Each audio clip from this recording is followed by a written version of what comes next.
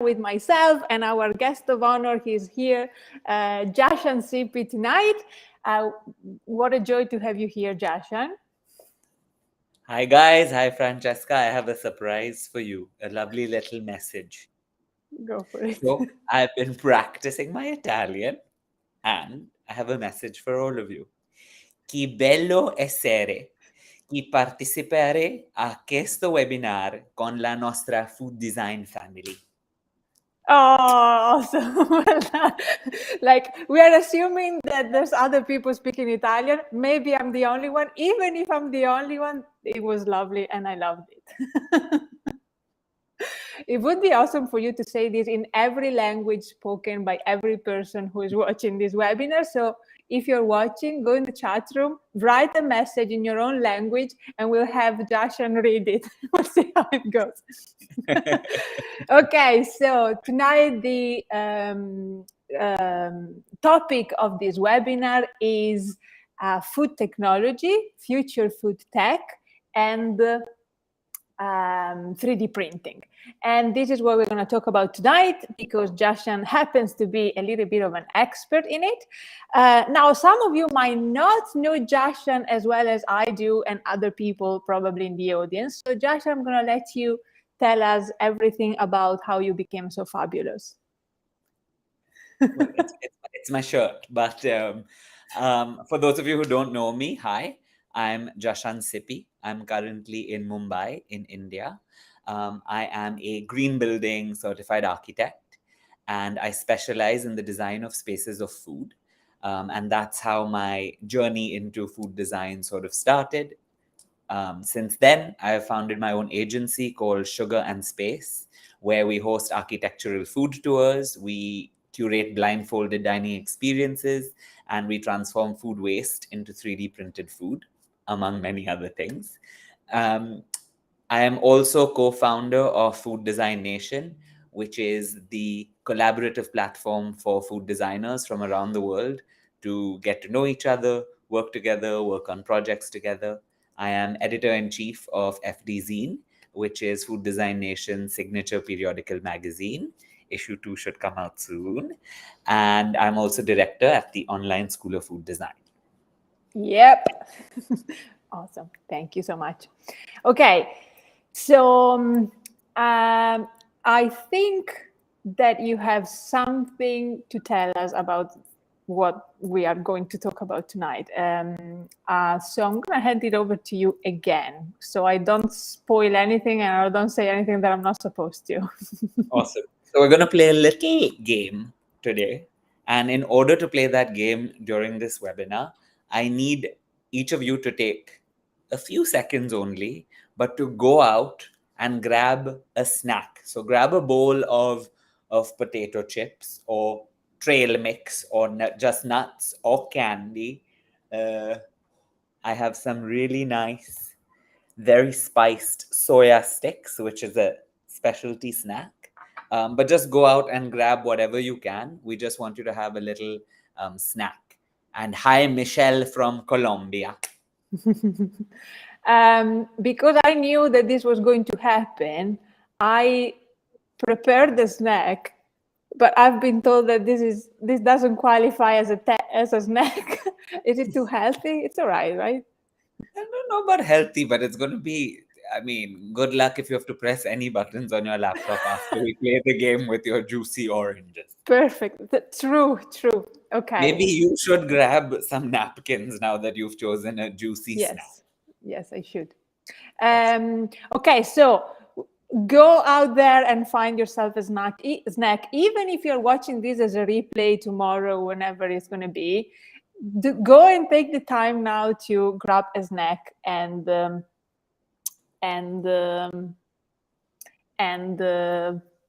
bring it here, because we want you to enjoy this webinar while you have some food. Correct?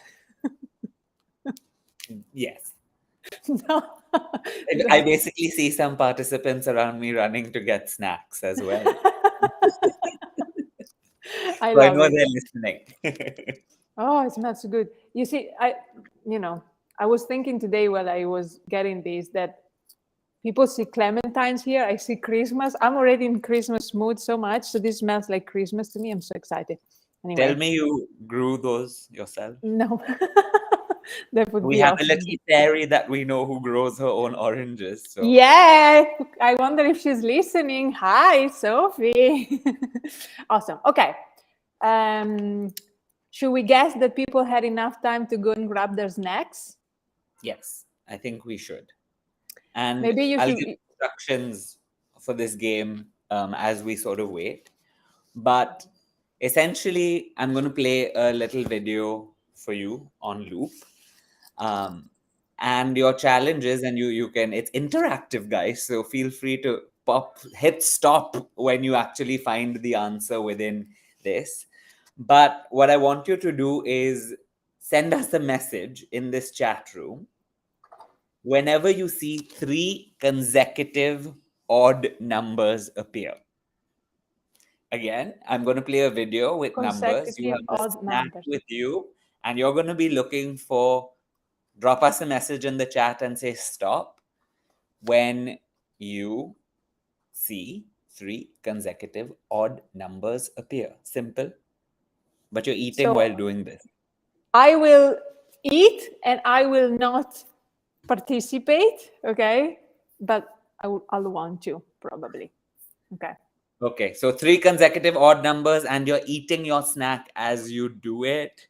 And I'm going to start sharing my screen.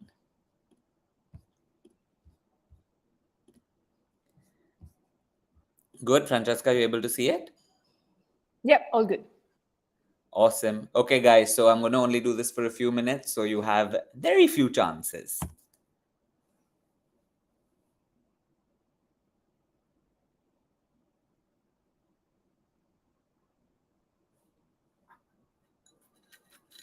Eat while doing it. Ooh, spicy.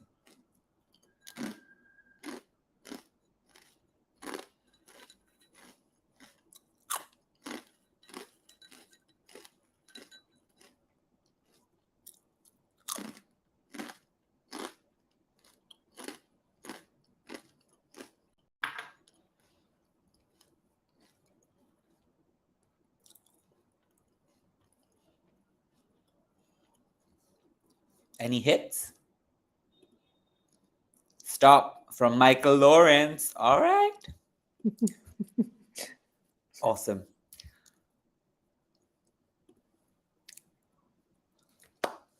Okay, I'll tell you more about what we just did and why we did it in a little while.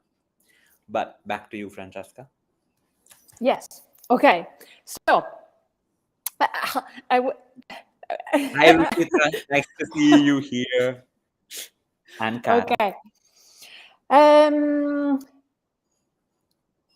Future food tech and 3D food printing, as probably from my perspective, maybe 3D food printing is one of the aspects within 3D food tech. I know, and some of the people who follow your Instagram account, by the way, is written somewhere there, know as well that you have been researching and operating within this topic for a while. And we know also that you're a bit of an expert on 3D food printing with upcycled food and all the good stuff. But for those who are anyway curious to hear about, to hear more from you, and for those of you who don't know you, can you tell us something about this topic? And I guess I have a few questions for you tonight. But maybe the first thing that I want to ask you is if you want to share the news of something that you've just put together on the topic. I know it's pink, it's squared, it can stay in a hand.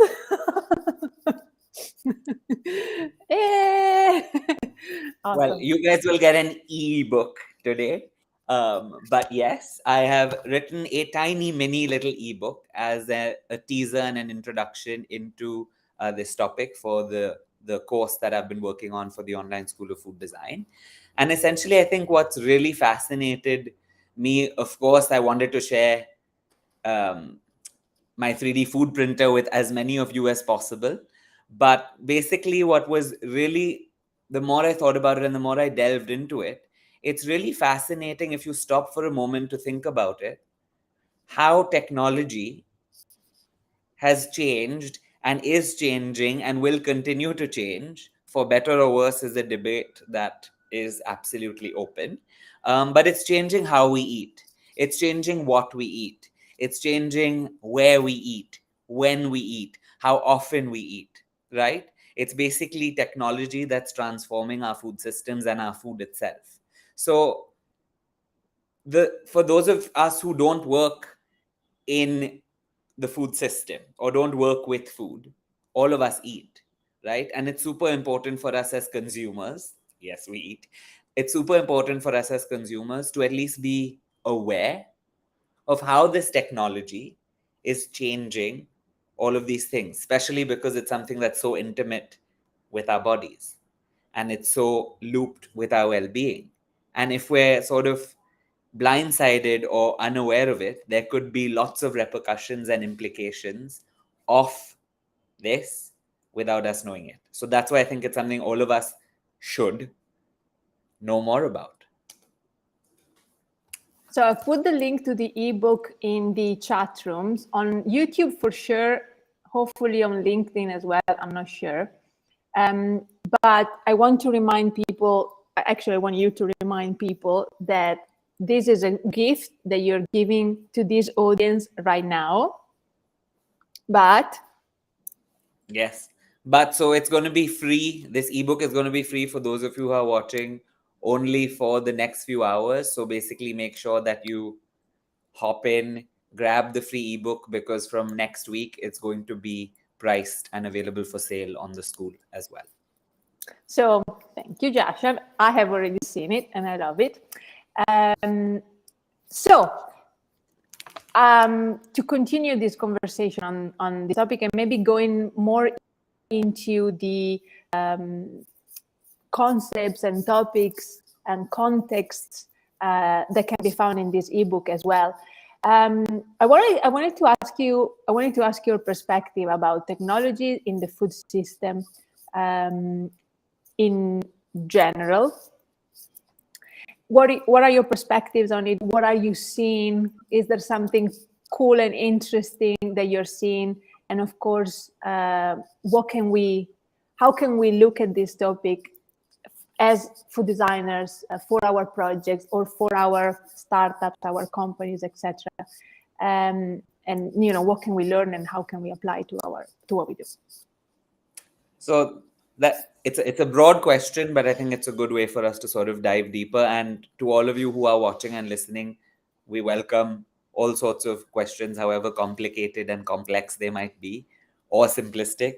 Just feel free to shoot them here in the chat, and we'll get to it as we converse. Yeah, if they're simple, excellent. Those we love. If they're complex, we might not answer. That's fine.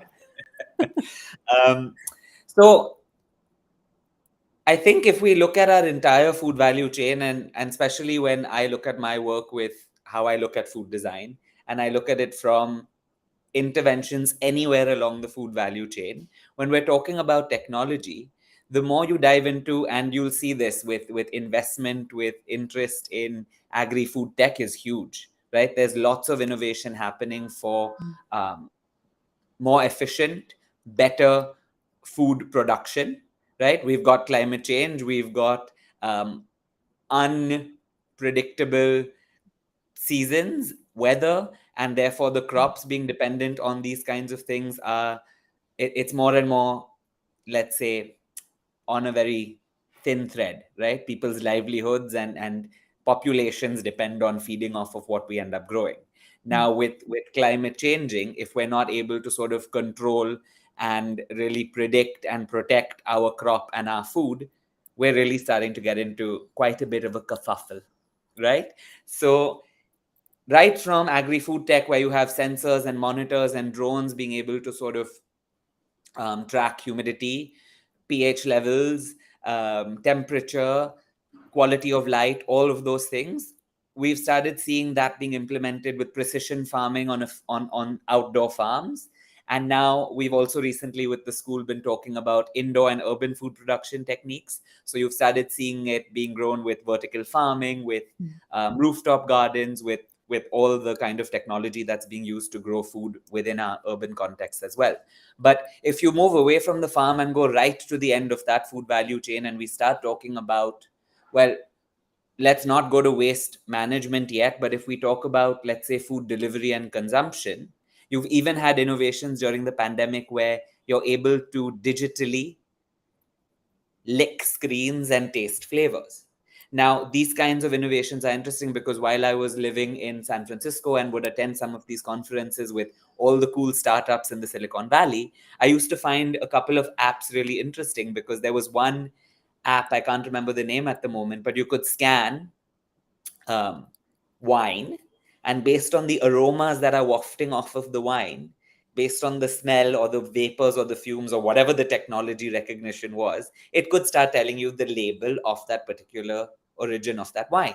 Now, with touch, with face, with sound, we've started seeing technology really responding to those senses. But with taste and smell, with the exception of projects like Laila Snevel's digital seasoning project. She's an amazing food designer. Check her work out. But it's sensory food design on Instagram. But with exceptions of those kinds of projects, I think there's very little advancement in the way that technology is affecting our delivery systems when it comes to delivering taste and flavor experiences. But that's also starting to happen. So everywhere along that chain, we're starting to see drone delivery. We're seeing mind reading menus. We're seeing digital restaurants where you've got projections on plates and little characters that distract you so you don't feel like you're waiting and therefore your dining experience is compromised. So you've got innovations like that. One of my favorites that I used to live with and love with, not love with, but love using, when I would be running late for my master's program in San Francisco when I was studying, was the Cafe X robot arm. And essentially what that is a single booth, and now it's probably quite common, but a robot arm that automatically creates, like, let's say 4 coffees at the same time. And what you do is put in your specific requirements or requests for your drink. So mine was an oat milk matcha latte with no sugar. And I could select the minute that I wanted it to be ready. Did not have to deal with saying hello to people in the morning because I'm not a very friendly morning person. And I would get my matcha latte and be able to sort of head over to school and into class on time. And so that was something that I didn't think about it then. But I think there's multiple sorts of innovations that we're seeing everywhere along this food value chain, if that answered it. Yes, I think I left for a moment and my connection got weird, but I'm back apparently. So excellent. Now, there's an aspect that it's quite trendy at the moment. Well, has been quite trendy for a few years, but it might be interesting to talk about it, to hear from you discussing it from this perspective of food and technology. What about insects? Oof. So anyone who knows me personally knows I have a huge phobia for insects, not spiders, but worms and sort of creepy crawlies, etc. And I'm allergic to shellfish, so therefore I may not be able to consume insects. However, we're starting to see lots of food brands, and I have tried these things, to be honest. I've tried cricket chips, I've tried all of those kind of snacky, innovative food products, again, while I was in California. In London, during the launch of FDZ, in fact, we had Little Giants sponsor the event as well. And so we even had seasoned crickets as a snack there. But when we talk about insects and when we talk about the future of food in general, and that sort of addresses what we eat and how technology is changing what we eat, not just how we eat or where we eat, etc. If you look at insects have been, well, consumed in different cultures historically and traditionally for a long period of time. However, now with the transition to, let's say, alternative proteins being quite big in the food industry, we're looking at, let's say, less resource intensive sources of protein, which means with less water, with less land, etc., I can rear 100 kilograms of crickets, for example, which gives me a lot more protein than all the water, sunlight, grassland, etc. I need to rear a single cow, which could give me X amount of beef patties, burgers, cuts, whatever it might be, right? So we're starting to look at insects as a very sustainable form of protein. And I'm working on an exciting project with a food designer in Ireland. Hi, Lara, if you're here. But we're basically diving deep into the psychology behind insect eating and sort of the averseness that people have, or the disgust that people might have, especially in Western and urban contexts. Even in India and Mumbai, for example, we don't have people eating insects rampantly, but in the northeast of India, for example, it's something that's an integral part of the regular diet and culture. And we're starting to see shifts because our priorities with choosing, or the reasons behind why we're choosing food to eat and what we will continue to choose to eat, let's say from now up to 2033, since that's the theme of today, is going to change. And the factors that affect our choices have drastically changed in the past few years. And that's also, I think, one of the blessings of the pandemic. We've all become a little more mindful and aware of what we're eating, why we're eating, and what it does for us and for the planet. So, yeah. And then similarly, your thoughts on lab-grown meat and mushrooms, also quite trendy for the past few years, maybe the future as well. Yeah. I'm a huge fan of a startup called Mush Labs, and they're doing some awesome work out of Hamburg in Germany. I think it's Hamburg. They're innovating with mycelium, essentially, right? And mycelium and mushrooms for me goes back to my roots into foraying into food design, because I actually, during my architecture thesis, I wanted to make a proposal of this building made completely out of edible materials, and I actually made a prototype of a mycelium brick. So it was, I went and I got cat food and I put some bread in there and allowed it to ferment, to sort of be in cold, humid, dark weather with some warmth, not cold, sorry, dark, warm environment. And it started growing the sort of mycelium, and it strengthens the brick. Now, the more the heat in a room, for example, so I proposed that I had the mycelium bricks being used as exposed walls for a function of a tea room. So every time you pour tea, you release steam, and that steam, or the function within the room, starts also reacting with the walls of the space. And then over time, you actually get a more energy efficient building, because with the mycelium growing, insulation grows, and therefore your energy performance of your building over time as it ages increases instead of decreases. So mushrooms are great there, but they're also being used sort of to reduce the use of sugar in chocolate, because there's a certain enzyme within the mushrooms that reduces the perceived bitterness of cocoa and therefore increases the perceived sweetness. And if we start using these kinds of alternatives, or leveraging these properties within food that we've been consuming for a while, but just start looking at it differently, the value of what it is can go up tremendously. And when it comes to lab grown meat, I don't know, I have a question for all of you here who are watching. For you, does lab grown meat count as real meat? And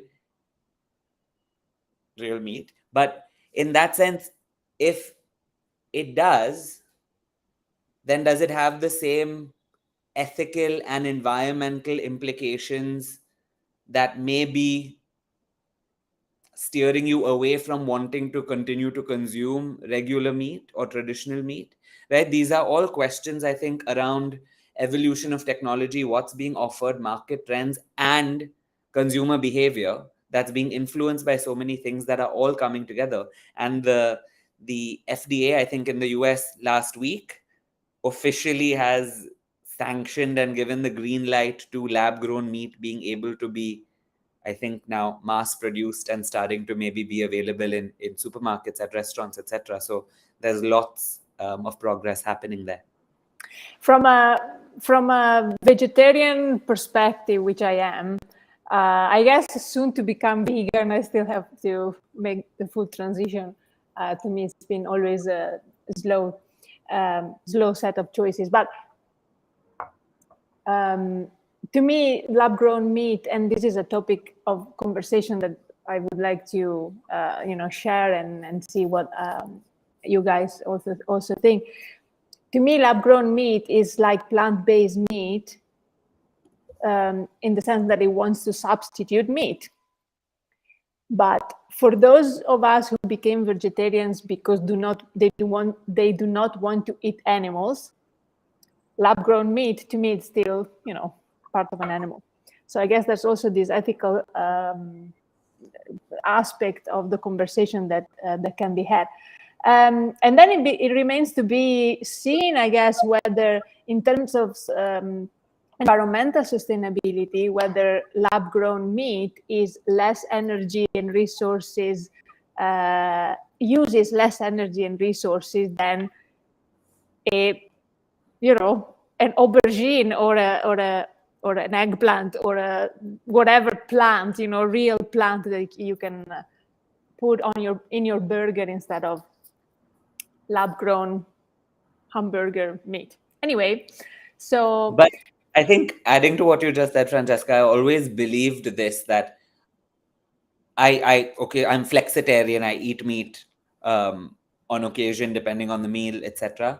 But I don't, and for the last maybe 5-6 years, I've moved away from just consuming regular milk. So oat milk is my preferred milk, but there was a time where I was drinking almond milk, coconut milk, soy milk, whatever it was. And I truly, at that time, also think that if the reason to move away from consuming regular milk to plant-based milk is sustainability, and all of us shifted, if 8 billion, 9 billion of us start shifting from consuming one kind of product to another kind of product, we're going to face an array of challenges. Yeah, that like we're going soy to milk is not the answer, for example. So I think it's moderation, it's balance, it's about, and that's why I think the Eat Lancet report to me was a very interesting insight, because it differentiated based on geography. It did not say do not consume a certain food group. It just sort of recommended the recommended proportions of each food group for your body and for the planet, which I think it was an interesting take as well. So one of the last aspects that I wanted to pick your brain about with regards to future food tech, of course, is intelligent hospitality.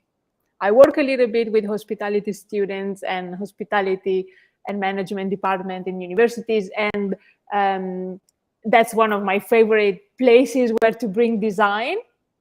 And now when we look at design as a way to pursue technology and in the future, then what about intelligent hospitality? I love this because I don't think I've coined the term, but I would like to believe I have.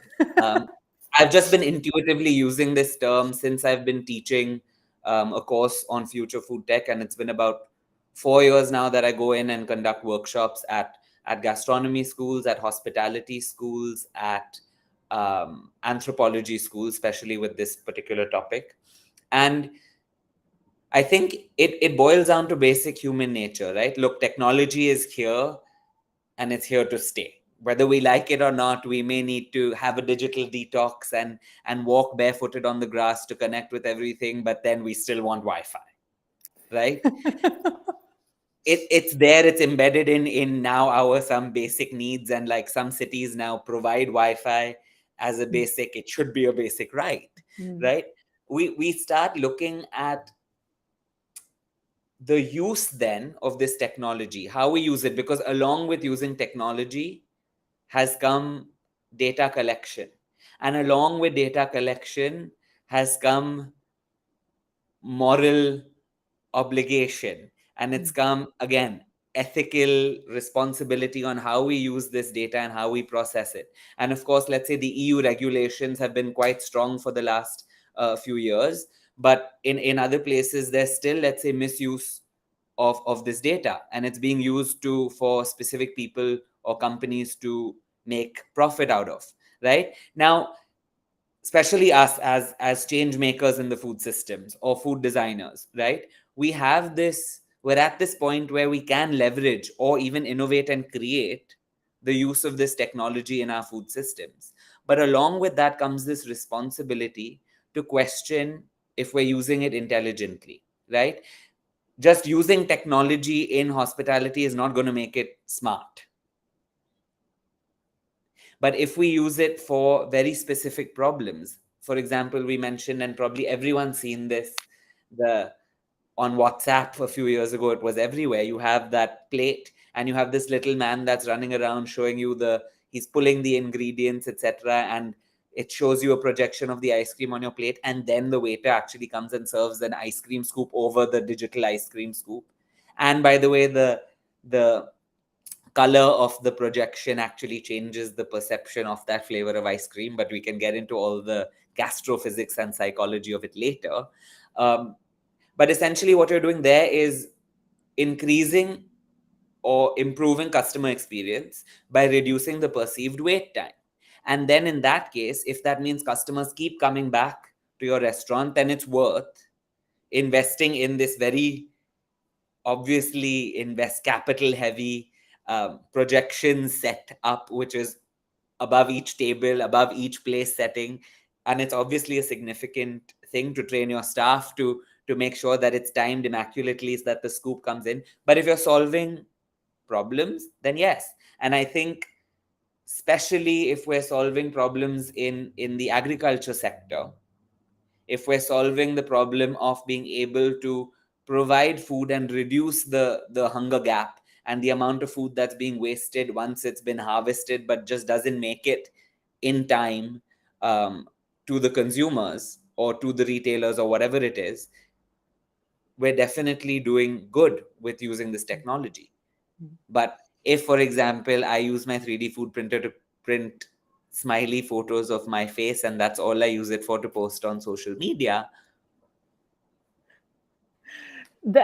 Perfect that you're mentioning your pretty face 3D printed in, like a cookie dough thing. I would love that. Please make it. Oh my God, yes, please make it. That would be awesome. But my next question was actually to tell us about 3D printing. From your experience, we know that you have been 3D food printing for a while. So let's start with maybe this question. Why 3D food printing? So before I get into that, Laura from LinkedIn says that the links do not appear on LinkedIn. So what we can do, Laura, is maybe Francesca, we can add a comment to the webinar post later with the link. Yeah, so everyone on LinkedIn. That's what I was thinking, but I can't write comments on LinkedIn for whatever reason, so I can't. I can comment on it and add after. Later I think I can, but now I cannot. So we'll do that for sure, guys. Perfect. So why 3D food printing? So for me, it was very serendipitous. And in fact, last week I wrote a blog post and lots of you shared very positive feedback on that story. But for me, it was very serendipitous. I was on an EasyJet flight from London to Paris, and I was going to train as a champagne sommelier for a few weeks in the summer of 2019, when I opened the magazine and basically everything was food design. And one of those things was about a 3D food printer. And I was going to the Netherlands on that trip anyway. So I actually channeled the food design nation community builder in me, which I didn't know at the time, and reached out to this company in Eindhoven and visited them and fell in love with the 3D food printer. Now I had to take of course, an informed decision because it's quite a significant investment, right? With the 3D food printers being at least a few €1,000, plus by the time you figure out logistics, ship them over, etc., they're a significant investment at the moment, especially the higher end ones, the more technical ones. But for me, it was the perfect way to sort of combine my knowledge of 3D modeling, which I learned in architecture school, with the output of the material of, well, my favorite material, food. And the fact that this particular printer is a multi-material 3D food printer. I'm not just limited to printing with pancakes or chocolates like other 3D printers available on the market, but I can print with literally anything. So anything that can be pureed can be printed. And of course, there's a lot of food science, and that's why I always work with my chef, etc., to develop and process these recipes to make them, well, printable, but then also nutritious and also delicious and also, with a message, with a language that's cohesive, all of those things coming together to create these sort of things. So for me, it was a very personal decision. So I called up the hospitality school that I was teaching at, and I said, would you guys be interested in, me teaching workshops around 3D food printing? And at the time, the principal there, Annabelle, she's 100% great. I've gone back several times to teach at the school. She said, oh, yes. And I knew that I already had a channel to use this in. So education with 3D food printing was already something right from the get-go before I made my decision. I took. But once I got the printer, then we've started using it to upcycle food waste. We've created like signature eating experiences around it. We've created proposals for the interplanetary cookbook.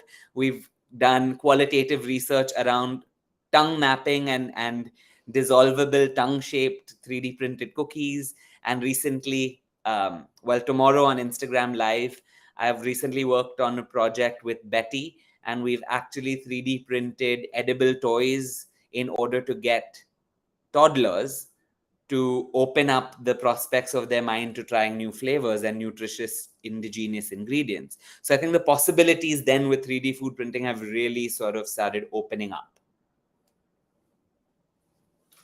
Excellent. Thank you so much. So I wanted you to talk about 3D food printing as well, because it's a big part of what you do as a is it a big part? Is a considerable part of what you do as a consultant, as a designer. It's also a big part of what you're teaching at the moment at the Online School of Food Design. And so I want to take this opportunity to share with you guys Jashan's latest course. It's called Future Food Tech, 3D Food Printing. And there's a few things that we want to mention to you, and maybe I'll hand this over to you, Jashan, and I can, if you want, scroll down as you speak. Yep. Personally, I would just want to say that I find this course and this topic quite exciting. Also because this is not just a course, isn't it? It ended up being a lot more. And we have one example, the student that you just mentioned, your partner, this business partner that you just mentioned, with whom you're going to have an Instagram Live tomorrow for those of you who are interested. So it's a course, and it's a lot more for us to have a look at. Yeah. So we'll use Future Food Tech, and we'll look at 7 different areas of Future Food Tech as a gateway into giving you the option to deep dive into 3D food printing, right? So Francesca, if you scroll below the trailer, maybe. Awesome. This is your teacher, Josh. This is me. So essentially, this course is great for chefs. It works for food scientists, and it works for innovators. So if you're basically looking for innovative ways to develop new products, then this course can definitely definitely help you. If you're a researcher and I've been reached out to by researchers in the veterinary department in India as well to develop 3D printed meat products for them. And it's just sort of these possibilities are so vast and wide that working with the 3D printer, I think, brought in opportunities that I couldn't anticipate when I had decided, to invest in it. But it's also for students and designers who want to sort of work on cool concepts and projects that they want to use in their portfolios or websites or social media pages. It's for entrepreneurs and restaurateurs who want to attract and engage customers and retain existing ones. And it's also for educators who maybe have 3D printers and 3D food printers in their universities. And again, I've had so many people over the years reach out saying, hey, I'm in Costa Rica, I have access to this, we really don't know the things we can do with it, can you help us? Right? And it's also for scientists who are, let's say, researching on topics and need to put in applications for funding, and you need to prototype something rapidly. So this kind of stuff is really cool for what you can end up using 3D food printing for. And the way we structured it is in 3 different tracks. So you can take it one step at a time. So with the 3 different tracks, you can either learn about the different areas of future food tech, you can deep dive into 3D food printing, or you can actually have the opportunity to develop your own 3D food printed concept. And then my team will prototype it for you and share the pictures and videos with you for you to use for whatever you might essentially need it. Right? So there's tremendous flexibility. And with each one, there is, of course, there's pre-recorded video lessons, there's downloadable resources and research papers related to the topics, and of course, open questions and debates, which I think I really need to hear from you and your opinions, and you can exchange with other students who are enrolled in the course as well at the time. Yeah. So this is why I think this is so much more than a course, right? So we said that in the kilobyte version, you have access to a portion of the course itself, and you have access to everything about future food tech, etc. Then on megabyte, you have access to other aspects of future food tech, and you dive deeper into 3D food printing, right, Jashan?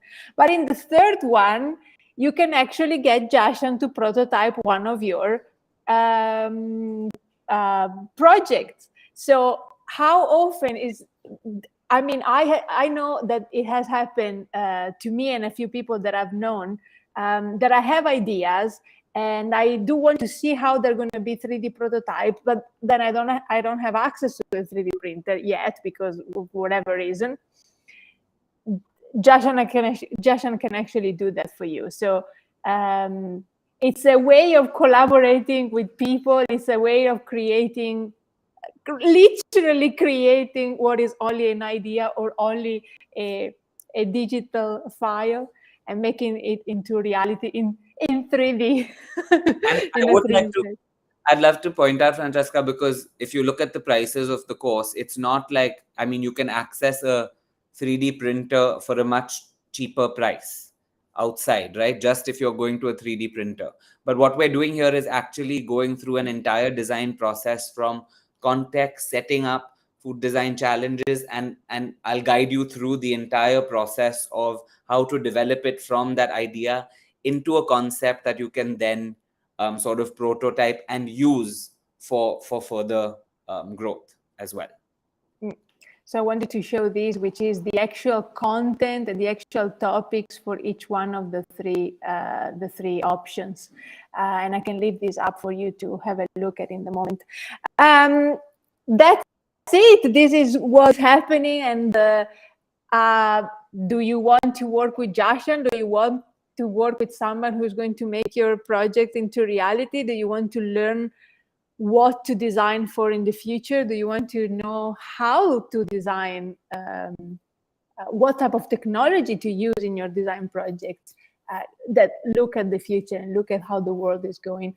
Are you interested specifically in 3D printing because you already have a printer and want to learn more because you're thinking about investing into one, etc.? I think this is the type of people to whom this course is for whom this course is designed. It's quite special. Of course, I've gone through all of it, and it's quite special. There's a what? So before we play another game with everyone, I want to come back to the game that we played. Remember, Yes. some of you identified the odd numbers being consecutively displayed while you were eating a snack. I have a question. Were we supposed to just say stop, or also write down which number they actually were? If anyone remembers which number those actually were, I think it was written on this video, to be honest. But if anyone remembers, please put it in the chat. But otherwise, I have a question for you. What's happened? How many pieces of your snack do you think you ate while playing the game? Okay. Cara knows. She's saying it's 579. Francesca thinks it's 795. I'm not sure in what Is it a sequence. mix? Yeah. So it's okay. So I remember the names, the numbers, not the sequence correct. It's probably But that's not the game. The exactly, game is... but I don't remember how many pieces of my Clementine I actually ate. So what happened there? So what happened there is, don't worry about it. You probably do not have early onset of Alzheimer's or ADHD. It's basically a game that we just played. Is called Rapid Visual Information Processing. Ruchita knows she's eaten 2. Laura's eaten 15. I'm really intrigued to know what you guys have eaten, to be honest. But for those of you who know me and know what I love doing with food and design, this ebook includes a at-home food experience, right? So I want you to, when you get access to it, a couple of pages into the book, you'll actually be able to read a little bit more about the RVP at-home food experience. And essentially, it's starting to talk to you about, we assume that technology distracts us from what we're eating, and therefore technology is bad and we overeat, and screens are the reason we're overweight, or all of those things, right? Apparently, that's true only for some of us. These That's viewers true only for some of us, and it's only a part of that might be true, and that's research based. So I want you to, through this book, tomorrow's Friday, if you're having some friends over, run a version of the RVP at home food experience, and you may or may not feel the same results as someone else. But it's interesting because this has been a recent experiment conducted at the University of Illinois, and there were 119 participants who participated in it. And the thing is that it not only affects the quantity of what you eat, but also the perceived flavor, right? So grab your ebook and find out more, and please do share your personal experiences as well. But so that's not the only game we're playing. Exactly. Yeah, because while grab your ebook while it's free, because it, as Jashan said, it will not be in a Monday. Yeah, Monday.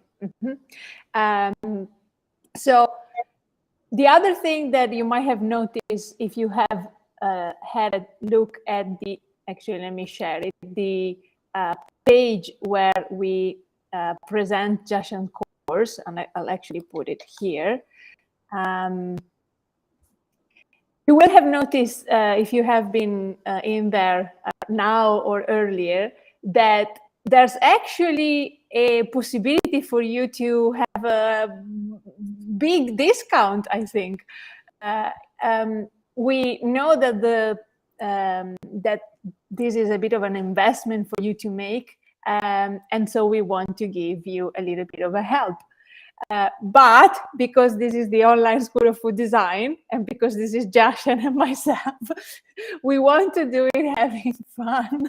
So we actually created a game, a little puzzle, I guess, for you to figure out what the coupon code is to get these $107 off from any of the 3 tiers and any of the 3 options that you had earlier, that you have in the for the course, to enroll in the course. So let me walk you over this.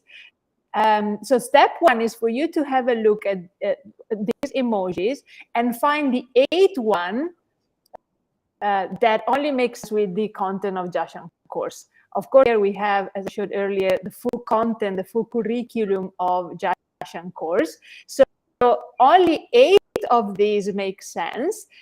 And if you guys want to play right now in the chat room, let us know. Or maybe you need to take your time. So you have to grab the 8 emojis that make sense with Jashan's course. And then those emojis will tell you what to put here as missing letters to get your coupon. This is your coupon to get the $107 off. But you might wonder, I can't do this, there's something missing. So you'll need a key in order to do this. And the key is actually in our Instagram account. And you need to search and scavenger hunt our Instagram account to find the key that is going to allow you to position the 8 emojis onto these, whatever it is.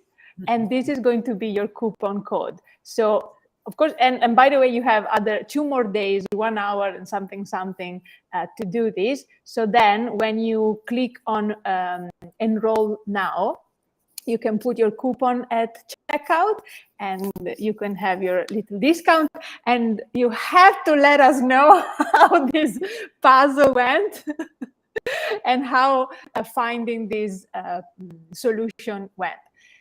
And this discount works on any of the 3 tracks, right? So it's not only for the prototyping one, but it can even be for the future food tech course as well. Yes. And if you are stuck and you need help, you can write a message to any of us, myself, Jashan, or in our online School of Food Design account, and we'll tell you for sure. We'll help you a bit more, but have fun otherwise. So that's it. So this is what we wanted to also share with you, and this is what we have been working on. Well, Jashan primarily, of course. And what else to add? And what else to share? Anyone has any questions? Yes, that would be. Now's your time. Now it's your time. It was lovely to see how people were actually engaged. And there's people who remember how much they ate. It's amazing. I have no idea. Well, we need a referee. We need a referee to actually check the accuracy of this is how much they think they ate, though. So. Yes, true. Valentina, is it? Yes, I saw your message. Thank you. I will look at it. Sure. Yeah. So if you have any questions, you can just email us or reach out on Instagram in any of our accounts. Of course, we are very happy to answer. And if you have actually, if you are going to think about questions later on when we close this, you can ask them tomorrow. We're going to have a little Instagram live on Instagram. And we're going to see a case study from Jashan's 3D printing option. And we're going to hear from her how it went and what she found interesting and useful in having the opportunity to experience working with toddlers in London. Yes. But I want to say hi to Frankie from Cordoba, Argentina. And Laura, I think you're sorted out with the link now because Francesca, you managed to post on LinkedIn as well. I did, but my LinkedIn now is weird and I don't see any message at all. So I hope it arrived to you. Otherwise, when we finish the live part, I'll definitely put everything up. Should we close the webinar with me speaking Italian again? I'm going to Please, read. I would I'm love going to that. read Valentina's message. Okay. Should I? Yes. Ciao Francesca, ti ho scritto su Instagram. Se riuscissi a, Yes. riuscissi a contattarmi, sarebbe magnifico. E Bravo. grazie per la diretta. Bravo. Goodbye, everyone. We love you. See you soon. And Take we're going to care. have a very special announcement to see some of you / all of you. Oh my God, true. Oh my God, yes. Oh my God, such a special announcement. Yes. In the meantime, have a lovely day and happy food design.